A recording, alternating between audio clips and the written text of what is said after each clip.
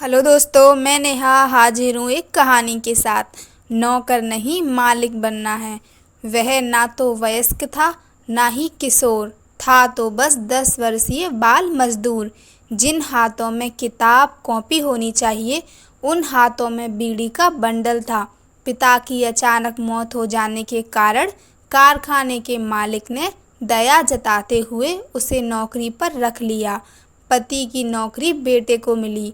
अनपढ़ माँ ने घर की हालत को भांपते हुए बेटे को नौकरी करने की इजाज़त दे दी।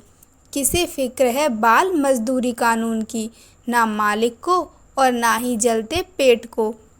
मालिक को तो अपने काम से मतलब है और भूखे को रोटी से। बाल मजदूरी अपराध है। यह मुहिम जब भी तेज होता, मालिक खुद को बचाने के चक्कर में बालक को तुरंत वहाँ से भगा देता, लेकिन पेट की ज्वाला बालक को कारखाने में आने पर मजबूर करती। वह दिन भर खटता और रात को घर आकर अपनी पुरानी किताब पढ़कर मन बहलाता।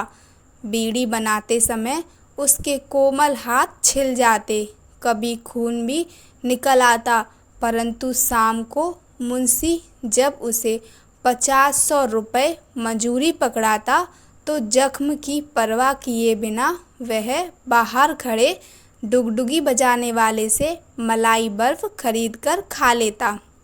फिर राशन की दुकान से राशन लेकर सीधे घर मुँहा बैल की तरह चल देता।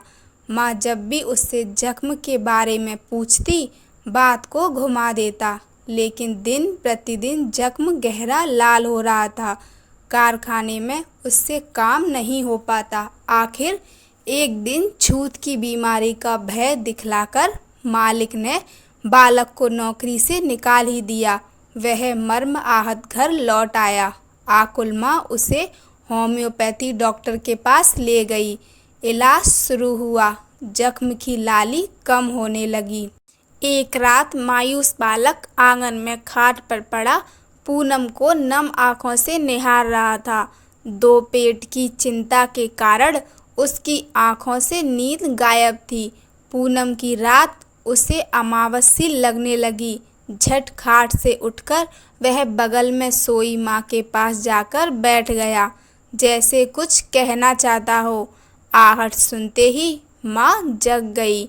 उसे अंक में भरते हुए पुचकारने लगी, राजा बेटा सो जा, चिंता मत कर। जैसे ही जख्म ठीक हो जाएगा तेरा नाम फिर से उसी सरकारी स्कूल में लिखा दूंगी। आज दवाखाने से लौटते समय मैंने स्कूल की हेड मास्टरनी के पास जाकर उनसे गुहार लगाई।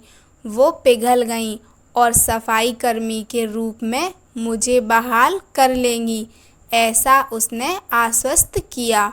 भला हो उस हेड मास्टरनी का। देख बेटा, खूब मन लगाकर पढ़ना। नौकर नहीं, अब तुझे मालिक बनना है। माँ की बातें सुनकर बालक की आंखें चमक उठीं। वह अपनी हथेली की रेखा को एकटक देखने लगा। उसे लगा जैसे दुनिया उसकी मुट्ठी में सिमट कर आ गई है। कहानी अच्छी लगी हो तो लाइक कीजिए, चैनल को सब्सक्राइब कीजिए। धन्यवाद। जय श्री राम।